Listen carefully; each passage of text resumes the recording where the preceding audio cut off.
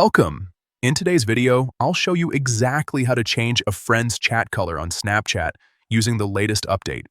If you want to personalize your chats and make conversations easier to recognize, this is a quick setting you'll definitely want to use.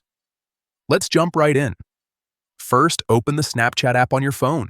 Once you're on the main screen, look at the top left corner and tap on your Bitmoji or profile icon.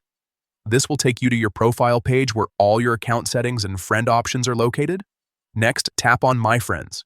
Here you'll see a full list of everyone you're connected with on Snapchat.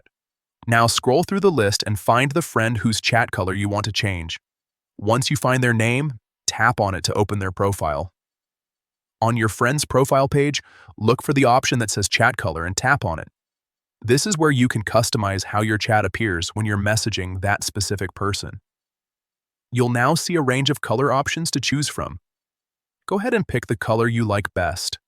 Whether you want something bright and bold or soft and minimal, Snapchat gives you plenty of choices to match your style. After selecting your preferred color, make sure to save your choice if required.